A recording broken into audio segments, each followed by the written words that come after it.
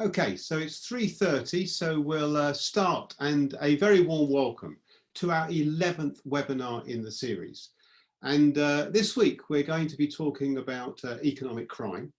And for those of you who have been on previous webinars, you know how it works. We've got an international panel, and we'll be inviting the panel to introduce themselves and talk through what they see as the key issues on the topic, and there'll be an opportunity for you to ask questions. There's a question and answer button at the bottom of your screen, and I'll be very grateful if you would take the opportunity to use that question and answer button to ask your questions. So use that rather than something else. Our title today is Patterns of Fraud, Cyber and Economic Crime During the Crisis. What do we do now? I'm very grateful for Altia-ABM for sponsoring this. They've been a big supporter of thought leaderships in this world of economic crime, and we're very grateful for them for their participation. What is important, I think, is that during this time of crisis, we take the opportunity to think about the type of service and the type of issues that are cropping up now, and we critique them and we think about them in order going forward that we may improve and offer a better type of arrangement and a better type of response. And that's the process and the thinking behind thought leadership. So I'll say a few words at the end, but right now I'm going to take direct to the panel and ask them to introduce themselves. And once each of them have introduced themselves, I'll then ask each of them for their opening statement. So let's go first to Neil. Neil. Yeah, thanks, Martin. Neil Redfern's my name, Managing Director of Redfern Retail Risk, based out of Melbourne in Australia. Also a steering committee member for Australian Profit Protection Future Forum and the Australian Online Fraud Forum. Thank you, Neil. Katy. Hi, I'm Katy Worobec. I'm Managing Director for Economic Crime at UK Finance, which is trade association in the UK for banking and the financial industry. Thank you, Katy. So we've gone from Australia to UK. It's now over to the Netherlands. Peter. Hi, Martin. I'm Peter Schimmel. It's my last day actually working for Grant Thornton as a partner forensic accounting. I've been involved in fraud investigations for the last 35 years. Thank you very much indeed. And finally, Mick. Thank you, Martin. Hello, everyone. I was a chief police officer and senior detective. I now do a range of consulting roles and specifically work for Altia-ABM as their policing advisor for UK policing and beyond.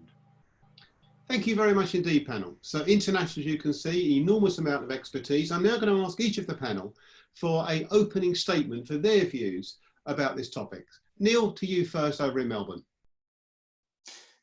Yeah, thanks, Martin. I guess from my perspective, I'm going to be taking the discussion right from the retail sector here in the Australian market.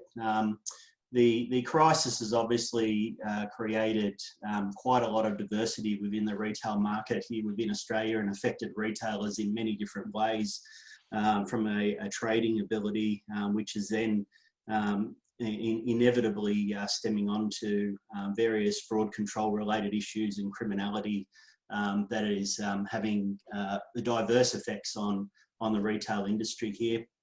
From an Australian point of view, we're definitely seeing increases in fraud-related offences as a lot of retailers change their operation methods more into a digitalised world and moving more into having an online presence. And unfortunately, given the nature of this crisis, they've had to actually facilitate that process in a very expedient way.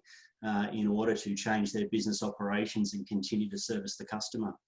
So what we are seeing is that we're seeing a number of new and emerging risks. We're seeing offenders change their methodologies in relation to some of those offences. And given the mix of retailers that are continuing to trade and some retailers that are now hibernating within these periods, the diversity of the offences is changing quite considerably, and the opportunities for criminality within those environments. So I think it's, from my perspective, when I look at the retail landscape and from a risk management point of view, the opportunities and the learnings that are coming from this really start to stem back to the proactiveness of the organisations that exist out there within the marketplace and their ability to pull levers and change their operating rhythm and how they offer and service and transact with their customers is becoming really paramount and key within these critical times.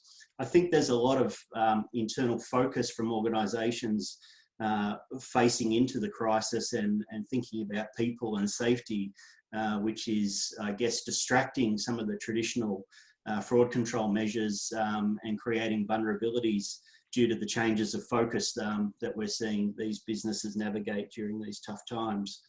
But effectively, as I was indicating, I believe the key learnings for this period is how can businesses or sustainable businesses be much more proactively prepared and have the ability to change their operating rhythms very quickly in order to continue to service the customer without putting their businesses at financial risk to various forms of criminality that are affecting the retail sector. Thanks, Martin. Neil, thank you very much indeed. So for Melbourne, we'll go to Katy. Thanks, Martin. Thanks, Neil. Thanks. So from my perspective, obviously as a trade association that is working for the behalf of the banking industry and finance industry in the UK, the sorts of scams and frauds that we're concerning ourselves with at the moment are those which affect consumers and businesses. We're targeting, what we're seeing is that the fraudsters are targeting both from either by committing fraud themselves or by duping the customers, be they personal or business, into making payments or otherwise letting down their guard.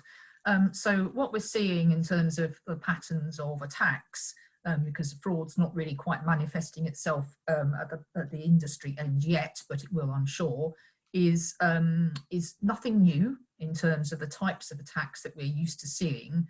We're seeing that the fraudsters are exploiting the situation, as they always do, playing on fears and confusion and uncertainty in order to target their victims, and putting people under pressure, either because they're afraid they might lose money, they're threatening them with fines, they're saying you need to apply now, or this opportunity will pass you by. So it's a whole range of pressure points that they're trying to put on people in order to get them to comply and either give away their details, move money, let down their guard, download malicious malware, and all those sort of things that we're used to seeing. The impersonation of sort of genuine organisations have proliferated. So you see fraudsters posing as the World Health Organization, as local schools, HMRC, banks, the police, you name it. They will pose as them and try to dupe people. I think probably the key thing is that this whole sort of array of different scams will continue as we move out of the focus on sort of health and care at the moment and into the sort of economic issues that will continue to trouble us for some time to come, I would imagine.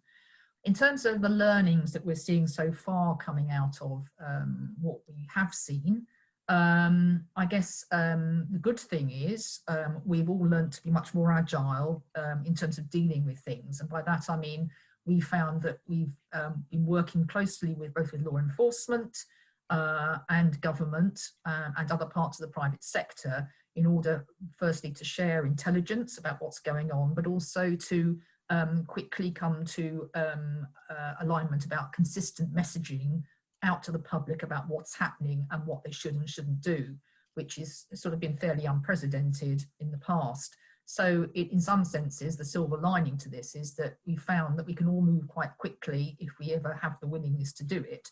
And this has given us that impetus to do so. I'll leave it there for now. Katy, thank you. Interesting point. From you over to the Netherlands then, and Peter, your opening statement, please. I think we see this crisis as a perfect storm for white-collar crime. What you see is the focus is completely distracted. There's not a lot of companies that are willing to talk about risk at this moment that has to do with white-collar. But what you also see that there's an enormous sudden economic low tide. The tide is out, and that normally means that the Ponzi schemes run out of fuel. And what you also see that inflated revenues and balances will pop. And that's already happening. If you see, the bankruptcies are huge. The development is rapid in the Netherlands. A lot of retail, actually. But you'd also saw, just before we had this conference, I had a call with a lawyer who's in insolvency, and he already has a number of files on his desk that he wants assistance on because he is a suspected fraud. That's one thing. And what you also, of course, see that the situation of the pressures are huge for many companies. Really, they're almost drowning in their troubles, and the situation presents with huge possibilities, of course, to defraud. If you see what the state programs offer at this moment and how easy you can get your hands on money, we already have in my firm a number of indications in clients that are shifting around revenue to put the revenue there where they can't get subsidies, and actually having people fired in those countries that present the best opportunities for subsidy. So the aftermath will be huge. We are, I think, on the brink, especially if you're in investigations of a problem. Being in forensic investigation and forensic auditor, you also see that the audit is making huge demands on forensic audit because of the shameful performance of audit in the last years. So there's something going to happen that is troubling us heavily. So that's actually why I want to leave this. Thank you very much indeed. May well come back to those issues, Peter. Mick, Creedon, your opening statement, please. Thanks, Martin. I promised to keep 3 or 4 minutes, which is hard for me. The one thing I've learned over the last 40 years in law enforcement is that the criminal, whether the individual or the organised, is incredibly resilient, opportunistic, entrepreneurial, and they will exploit whatever vulnerability they possibly can. And right now we're seeing huge vulnerabilities, and Peter mentioned one just then, which is the ease of money being made available by governments. So the criminal will take the opportunity, and people, companies, corporations, and the government is as vulnerable now, I think, as it ever has been, for a whole host of reasons. What are we seeing in policing? And I talked to some colleagues in the last couple of days in preparation for this and looked at a range of documents. On the one hand, there's some headline crime which is down for obvious reasons. Domestic burglary is down because everyone's staying at home. The nighttime economy and tapping into violence and drunken violence is down because pubs are shut and no one's going out fighting when they're drunk. And some things like drug trafficking is down on the face of it because people can't deal on the street. Price of drugs has gone through the roof because there's no drugs available and the international networks are harder. So some headline crime is down. Other crime is now being seen, and we've discussed, the fraud, the cyber crime, and these are really going through the roof. And some of the bits that we're talking about, I won't really repeat, but some obvious bits. Domestic violence is being seen to go up for obvious reasons. Couples don't get on very well and now confined to the house all day long, so they end up having more domestic violence, more domestic murders. And actually, there's been an increase in CSE, child sex abuse and child sex online activity. Maybe people are at home more and they're doing this perverted behaviour more. There's an increase in hate crime. There's an increase gradually seeing, not in the UK, but around the world, of people defying the stay-at-home orders, which is causing problems for policing. There's vigilante behaviours going on in terms of people who don't like seeing people out and about taking their own actions. There's obvious small bits as well. There's financial scams. There's shops doing price hiking. Whether that's criminal or not, we don't know, but it will be seen in some quarters. And then on the more global sense, there's been a big increase in some areas around people trafficking. And it sounds really bizarre, but the traffickers are now doing deals. They'll do cheaper prices for more people. And there are some people so keen to get away from some locations, particularly Central South America is an example, where they're paying more money to escape, where they believe the risk of infection is greater. So there's a whole range of things where crime is going on changing. But I come back to that point about the opportunistic entrepreneurial criminal. Some of the bits that the UK is seeing, there's been a spike of World Health Organization scam emails. Click here, pay this, and you'll get a cure for COVID-19. Plenty of that going on. There is a real concern amongst my ex-colleagues, police chiefs, around the end of this, whatever the end looks like, around a number of areas. One will be the untapped demand to go and reclaim the streets by organised crime groups. There'll be lots of profit, lots of turf war could go on, and there's a real concern about what that will look like and how it's managed. Another one is more kind of basic, which is the police may well have a role in policing civil society for years to come, certainly for the rest of this calendar year, which could involve effectively the state control of people's freedom to move. And at the minute, there's a very compliant UK. Whether that will be the case in 3 months' time or 6 months' time. So the police have got a difficult area around their legitimacy. And I think we will see an explosion on drugs, because drugs are being held, which are there and need to be sold on the street. And the key learning, I think, really, has been touched on. The opportunistic criminal, whatever they think they can do to make money and to harm, they will do. So the whole policing model in terms of capacity, capability, innovation needs to be looked at. Colleagues have talked about everyone's getting more used to working in a digital way. Police will need to do that and look at their cyber digital skills to be ahead of the game, to be forward-facing and resilient. And I suppose the effective use of digital intelligence, ICT and communications to actually police what might be a very different world for a long time to come. So on the one hand, some headline reductions in crime, a changing nature in crime is not going to go away. And I think the risk is about what the criminal will see and the opportunity that will come from this. Mick, thank you very much indeed. So there are our opening statements. The question and answer panel at the bottom of your screen, that's your opportunity to ask whatever question you like, either generally or specifically to a panelist.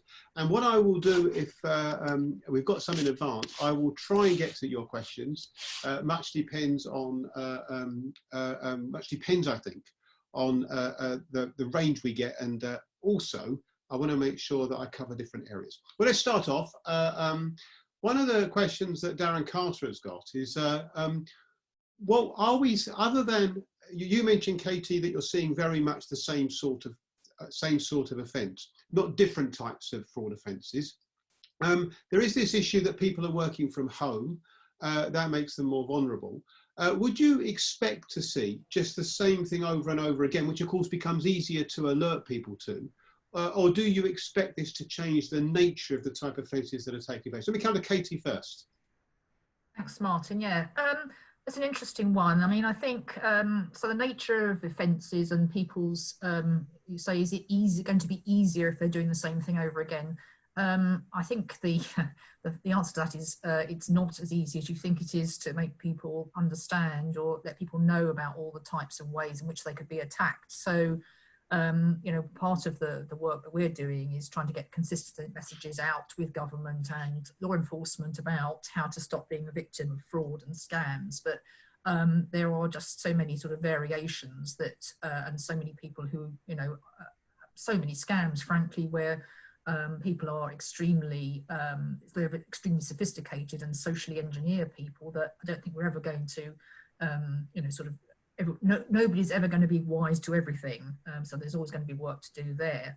In terms of the working from home piece, I think this is a concern in terms of the number of businesses who have got staff working from home, and there are real concerns about security and using you know, the VPNs and what that means in terms of vulnerability. And I think we're only just sort of seeing the tip of the iceberg with that.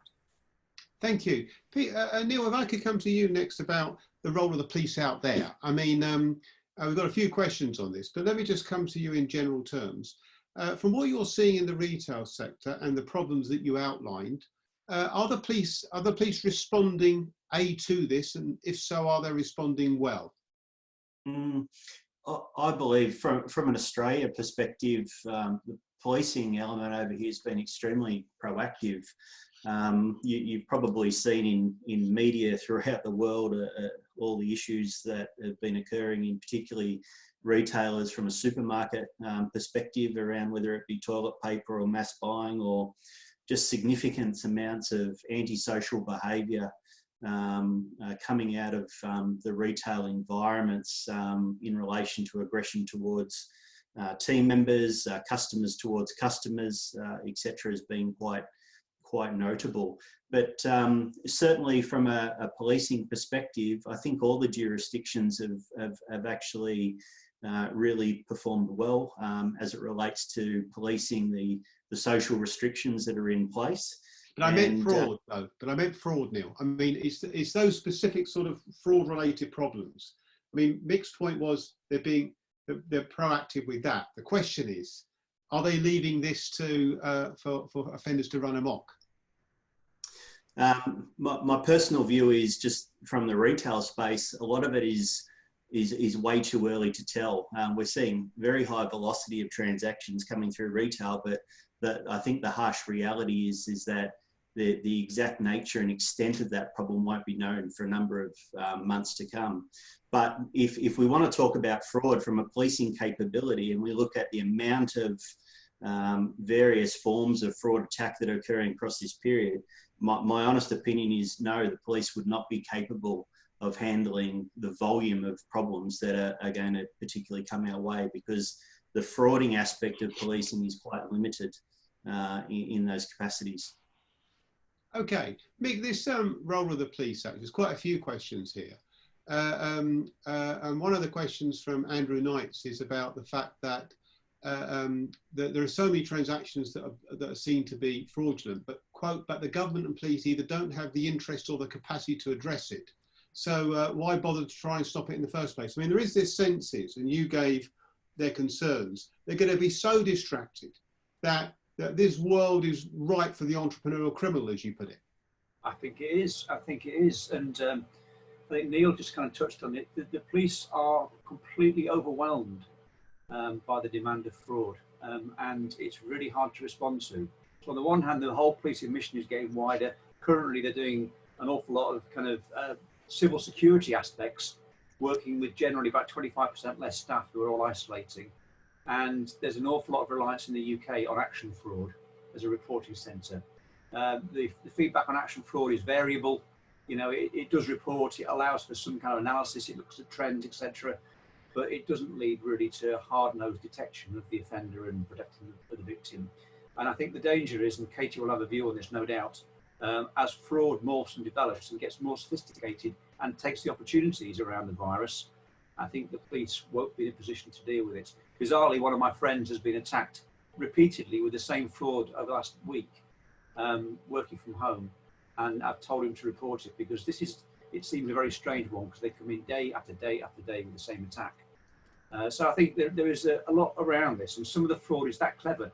And if you look at fraud alongside the cyber attack, it's the ability for people to attack people's home systems. And I can't remember which colleague talked about the danger of working from home. I have a real fear that there's an over-reliance on policing to do one type of policing in society, and the aspect about profit, crime and fraud won't be addressed.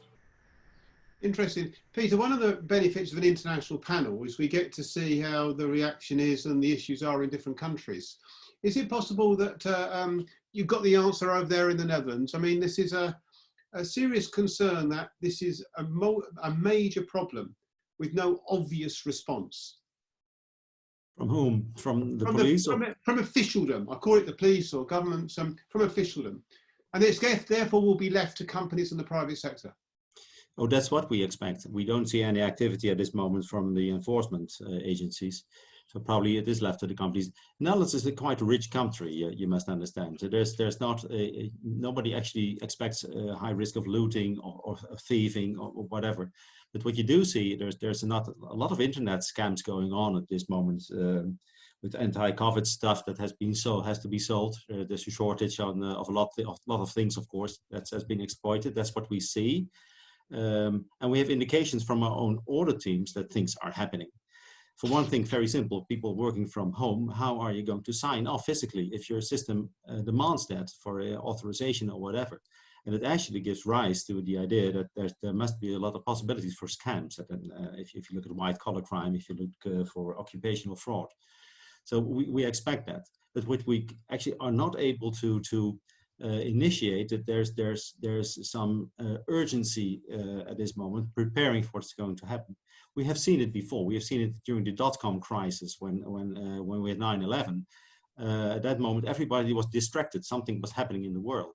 At the same time, you had what I think Mick called it the opportunistic criminal stepping in, and at a high level. You saw companies that were troubled, so telco companies, the WorldComs and Global Crossing. They actually entered in huge frauds altogether, all the telco companies. And everybody was watching for other things. They were looking at Afghanistan, at Iraq and everything what was happening there. And at the same time, at the same moment, we had a big crisis in the telecom industry. So you see that when there's a crisis, that people are going to move, and they try to hide behind figures and things like that. So this must be going on, but I don't see a lot of preparation at this moment. If I raise this at conferences, everybody agrees, yeah, you're right, must be. And it must be a huge fallout. But if there is a fallout and you want to keep it contained, you have to prepare now. And it's not the enforcement agencies in the Netherlands. They're occupied elsewhere. The thing also with what is strange, my son is a criminal lawyer, only 5 years in profession, so he has a small type of crime at this moment. There's not a lot of crime at this moment reported. Which is strange. There's not a lot of arrests going on. All the courts, of course, also have come to a stop. But there's not a lot of arrests going on, and there's not a lot on criminality that I read. Of course, all the papers are packed with COVID, but still, that's strange. You should expect something more happening at this moment. Yeah, interesting point. And Mick, I guess that would be the same in the UK too. Not a lot of arrests going on, yet we know a lot of different types of crime. I say different types of crime. Of course, fraud is the most common type in terms of national statistics. It's a massive issue. But that seems a good point. That would be my impression of the UK too. Is it true? Oh, yeah, arrests are down hugely. And I talked to a colleague of mine who went out on some planned arrests yesterday. And of course, the officers need to go out with their own PPE. So arrests tend to be much less spontaneous than they were and very carefully planned. So the number of people being brought into custody has reduced dramatically. And I say that the chiefs are concerned about this kind of pent-up demand, and particularly recognising that we're so early in the UK to the lockdown, we're probably not aware of how the criminals are exploiting it. Yeah, okay. Let me move on then and come to you, Peter, next, if I might. Professor Mike Levy has asked a question, an interesting one, I think. Has the role of the internet in fraud post-crisis been properly appreciated, or do you think it's been overhyped? If you know Professor Mike Levy, that's a Professor Mike Levy type question, I might add. Peter, your thoughts first. I have a colleague who always tells me, well, if everybody was using a pencil, we call it pencil fraud, and now everybody has internet, and we call it internet fraud. It's scamming, and of course people are more on the internet at this moment, so they use that way of the defrauding people. And if you look at phishing or whatever, you used to have people on your door actually fooling around with the truth. Now you have them on the internet. There are of course differences. If you see now, you can set up completely fake companies that look very real. And that's what we've seen this last month. We had, I think, 3 huge cases, people offering mouth caps and things like that weren't in existence, alcohol gels and things, all those COVID things. But it's a normal scam. I think that's not typical for internet. It's using the opportunity that's around. It's a huge demand, and people believe that whatever they can get their hands on. If there's fear, of course, feeds the idea that you have to do something. And if there's an internet provider and providing you at the right moment with the right product, and of course everybody can understand, we have a immense shortage of mouth caps in the Netherlands. There's no civilian actually getting their hands on it. So if somebody's offering 200,000 of those things, it's likely to make a market. That's typically internet scams. It's not that we see more. It's not that I read about it, and also my colleagues who are involved in these things, they talk a lot about cybercrime. They talk a lot about security, and security is down. That's for certain. So if you look from cybercrime perspective, the opportunity is huge. But is the one actually that's now sitting behind this computer sophisticated enough to make use of that opportunity? I doubt it. If there's a reason already, I doubt that. And it's the same with crime being down and people not so many people in custody for some reason. Maybe the criminals have other troubles. What you just mentioned, Mick, which is interesting, that if you the lines of actually getting the drugs into the country are down. So the whole ball game in criminality is different. What we do fear in the Netherlands at this moment has nothing to do with internet. Is organized crime actually offering finance to companies where they shouldn't. that's opportunities we don't see, and that we have to be, I think, more alert to. It's not something we were used to in our country. It's typically where they could step in. Maybe also offering through internet, I don't know. That's an opportunity. Yeah, thank you very much indeed. We may well come back to organised crime. Neil, Dr. Emmeline Taylor has got a question that I think is along the lines of the retail sector. And she's looking at one of the points she's making about whether in retailing there are going to be changes at the point of sale. For example, in terms of using biometrics, for example, for verification, whether some of these ways of cutting out fraud at that point are going to be changed as a consequence of the virus. Do you sense a speeding up here? Do you sense a new way of thinking? Do you sense a concern? I think the challenge for retail at the moment, post this crisis, will definitely be economical. And whilst I believe there's a lot of these technologies out in the marketplace, whether it be various forms of analytics and biometrics, it will just be very much whether it's in the reach of the actual retailers to deploy that technology into their marketplaces. A lot of that technology is still very, at various stages of development and accuracy, and how it would actually affect the opportunity of criminality within the store's environment is not 100% proven at this stage. But I think from what we were just talking about before in relation to the offence types for retail, given the sheer push of digitalisation and offering a different shopping environment more to online, I think there's going to be a very accelerated need for fraud detection technologies in transactional pathways within the retail setting, which will be really key to development. On that reporting issue that you were just talking about, that is certainly being seen in the retailers in Australia, and a lot of the reporting is just simply down because they're so preoccupied with tasks and other priorities that it's just something that they're not quite getting to. And particularly from a security point of view, arrests are down because of custody restraints. And as a result, the offenders that are physically coming into these environments are a lot more aggressive and cocky in relation to their behaviours in the environment, because there's not a lot of perceived risk of detection or follow-up or apprehension, so to speak. Thank you very much indeed. Katy, two questions that I'm going to put your way. Brian Sims says, what in your view is the most pressing issue at the moment in the financial crime arena? And Ian Watson raised an interesting point, is that given what we're hearing about the amount of money available from the state and the amount of fraud that's going to be, we anticipate, conducted against that, is it going to be left to the tax authorities to do something about it rather than the police? Where's the response to that going to come from? Katy, on those two questions, your thoughts? Thank you. So on the first one about the most pressing issue, where does one start with that? I suppose just picking up on some of the points earlier around, is cyber, a thing?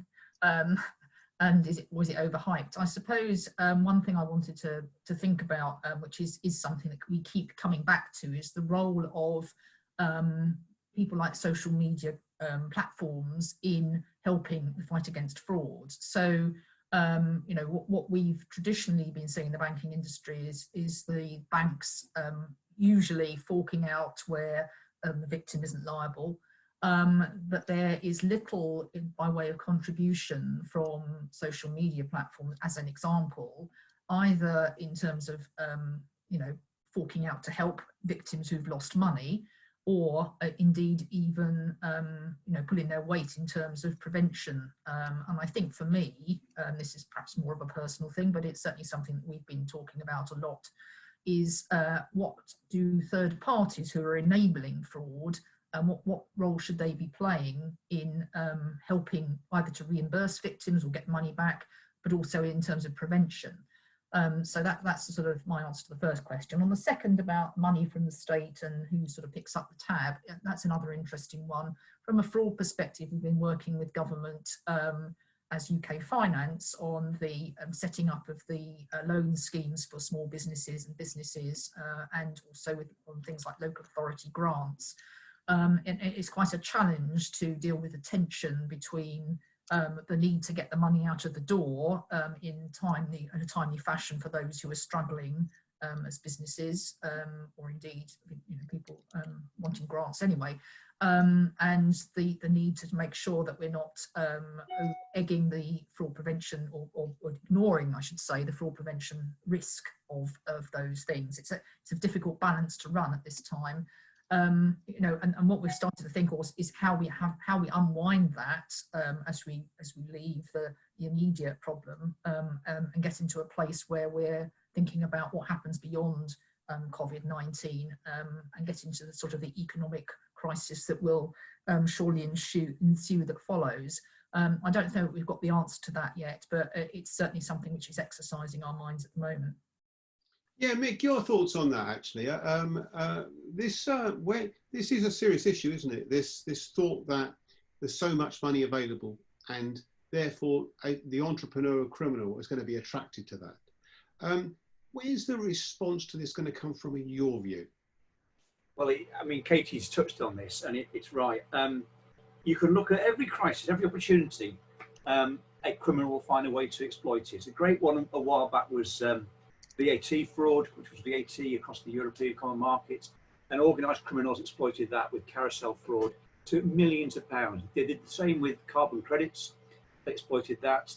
And I remember 9/11, when all the people, tragically died, organised criminals managed to lose a few bodies by claiming people were in the two twin towers. So any opportunity will be there. And as Katy's pointed out, at the minute, the government thrust is about getting the money out, supporting individuals and businesses, and making sure there's an easier process to make that available. Criminals will exploit that hugely. There'll be a mass of people making claims, which in the end, HMRC and their equivalents around the world will need to deal with. And unpicking that and finding out where the fraud's gone is going to be fiendishly complicated as we gradually start to restart. And I have to be honest, Martin, it's not the kind of thing policing is set up to do necessarily. Their mission tends to be more mainstream. And if you're going to do this, it does need, in terms of learning, a very joined-up approach, right the way from HMRC, who are a difficult agency sometimes to work with, through to where Katy might work, through to UK policing and all the various investigations who do financial investigation work. It needs to come together, but this will undoubtedly require a shed load of intelligence, some very hard-nosed analytics, and then the ability to focus multi-agency investigations to identify the fraud that's gone on. Thank you. Peter, a question for you. Emma Snow has asked about the insecurity of people in work. And I think this is something that's not been touched on very much. But of course, at the moment, we've got people feeling very insecure about their jobs. Historically, that's been a recipe for fraud on a big scale. Do you see that as a major concern? And what's the potential response to that? Well, there is a huge insecurity. Like I said, my son is a lawyer, a criminal lawyer. My wife is in employment. If you see the number of telephone calls of people who are losing their jobs, that's huge. And of course, you don't talk with the people who are still there and are afraid. And also what you do see, there's an animosity raising in those companies because they're not going to fire anyone. They're going to try to get rid of the weak ones, of course. And the weak ones may at this moment form a risk to the company. So that there is for certain there's animosity, and animosity feeds fear, and animosity actually creates also revenge, and revenge is a very dangerous incentive. So that is at this moment happening. Another thing is we know of them. We know of a certain number of situations at this moment. We've had calls over the last months that people postpone the investigations because of COVID. You're not allowed actually to go into companies, or companies are not allowed to get people in. And so that also is a problem. So this is a very complex, I started to say it's a perfect storm. Everything combined at this moment must create enormous fallout. I just, when I was on silence, I calculated what our government is actually providing as grants and loan schemes and subsidies to the people. And actually what you do see now, they're loaning an extra 93 billion euros for this program. And that's actually about, it's about 5,000 euro per person, babies and elderly included. So on the one side, you have this huge amount of money. You have this animosity raising in companies. Also my own company, if you look at everybody on a temporary contract has to leave, and there are a lot of those. And actually they're not well staffed at this moment to begin with. They're still suffering from the troubles of the last economic crisis. It's the same with, you just ask who's going to investigate all these troubles. Is that the tax service? Well, the tax service in the Netherlands is not at all fully staffed. And the same goes for the fiscal police and for enforcement agencies. So the combination is troublesome. But going back, if you look at employment, there's a lot going on.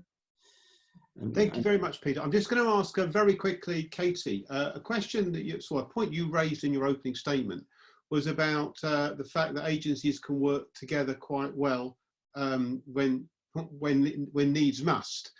Music to the ears of many, I guess, given the history of this. It's a much spoken about ideal, a much more troublesome reality to bring about.